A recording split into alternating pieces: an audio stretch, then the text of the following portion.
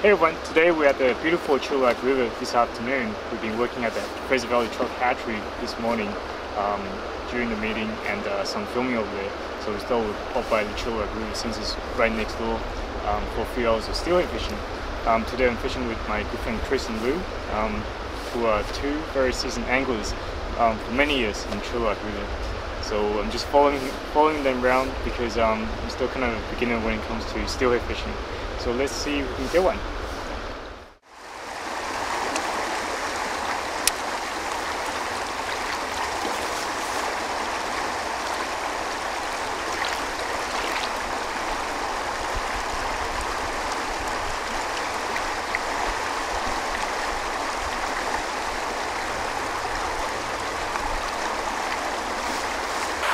Should be one in there.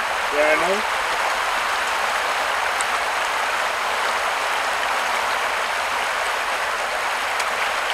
So you lost fish up there, and Nick got one here 2 days ago. So I guess these fish could be anywhere, right? Oh yeah, well the water's dropping here, so this is a side stream and this is an ideal spot here. It all depends how good the entranceway is down below, and with the water level dropping, the entranceway may not be too conducive for them to bring them up. And of course they'll come up during the night. But yeah, I was going to say so they move through during the night, and during the day they tend to stay at one spot. So so if you come back every day to the same spot, there might be a fish here, there might not, right? Yeah. The main thing is not to spend one spot too long, because I find that you get most of the fish on a cue drift. Sometimes, of course, when it gets a little brighter in the day, they'll move out of the tail out down there and come up and hide under these ripples here. Oh yeah.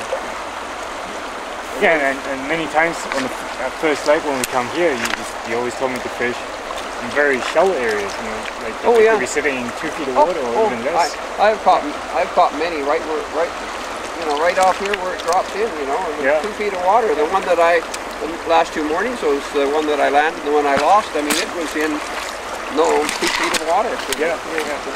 So the point is, I guess, not to stand in water when you first arrive at the spot, right? And just stand back and. Oh yeah, you don't want to stand too close. I mean, where we're standing here, one was where I was pointing out. He was probably both. I mean, fishers, we know they're looking up, and they're it's the shadow that is, you know, they get spooked. They're swimming right and the movement, and that's one thing. If you go in the spawning area where where the chum are spawning, and how any salmon, how nervous they are. Yeah, that's right. Yeah. So this week has been pretty good overall. Well, it has been. I mean, the day that I lost the two here, Nick came in because they weren't getting anything down below, and he came up here and he hooked two. I hooked my two behind where other anglers have been. Nick hooked the two behind where I had fished. You know, if you get in an area like this, I mean, we've got a number of runs that you can fish, and you're better just to keep moving and work in a circuit. Yeah. And I said the day that we got those fish, probably there was a little bit more color in the water, and so those fish could have been moving at any time. Yeah. And you're saying the broodstock capturing program started last Friday, I think? That's Friday, yeah. Last Friday. And how many fish do they have at the hatchery now? They have got, from the latest update when they came and picked that fish up that I got from another angler there, which was a doe, they have 5 does and 2 bucks. Okay. And in total we need 35 fish for something like that, around 70 fish, yeah. They may take a couple of extras. Right. So 7 fish so far this week. Is that a pretty typical first week or pretty normal? Yeah, it's been pretty good. It's once again, it's how many volunteer anglers that are out in the river. I know today we got Steve, he got that one the other day that we tubed just down below us here, and so of course he's working today, and it just depends how many anglers that we got out on the water. Right, and how many broodstock capture anglers are they usually? I don't know exactly how many that they've gone out, but there's probably 15 or so, but I'm just guessing. Yeah. But anybody, the thing is what we're doing, we're always watching around to see someone's got a fish on, and that the anglers get to know who the brood capture one are, they got a fish, and they're not too far away. I mean, we don't want them holding fish for 10-15 minutes when we get up there or anything like that. And you can recognize the brood anglers by carrying. that's the way that that's why I carry this tube like this. Some of the people don't like it hanging out there, but I do, because then people get to know it. Right. And that tube is to hold the fish before the hatchery truck arrives, right? Yeah. And there's holes on both ends, so we can put the tube in the water, and I guess the water runs right through it, so the fish can swim safely in it. Yeah, well, once they get in this darkened environment, you know, they become very docile. Oh yeah. Of course, when the hatchery comes and picks them up, they will.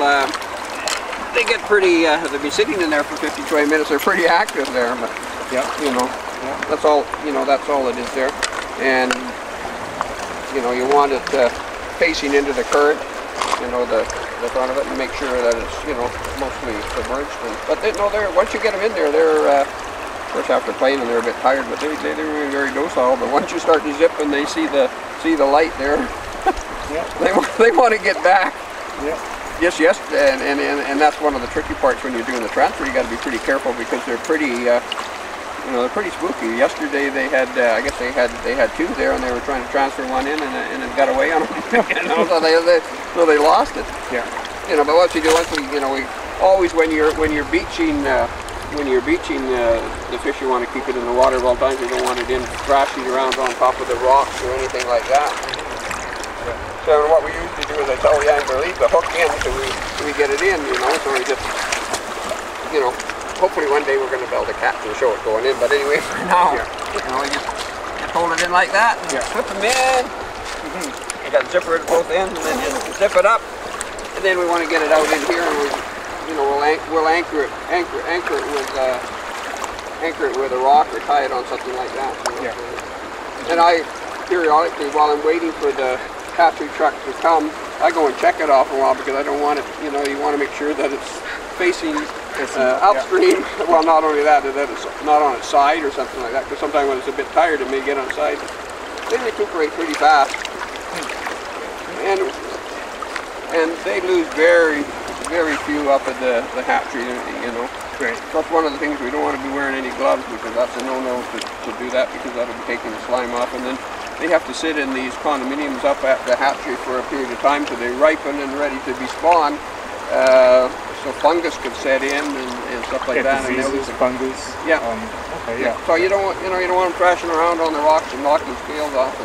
And even though a fish is pretty resilient, we have to, you know, treat it with respect and look after it. Yeah, and same thing if you, not just for brood catching, but if you're catching well still and releasing them. Anyways, you need to have wet hands, no gloves. Keep the fish in the water. And if you are taking it up for a picture, I know a lot of people say, well, you shouldn't be holding up, but if you do, I mean, take your picture over the wild fish, you know, and kneel down and, you know, have it in the water, and then just lift up and get your quick picture. You don't want to be holding it up for a few seconds, right?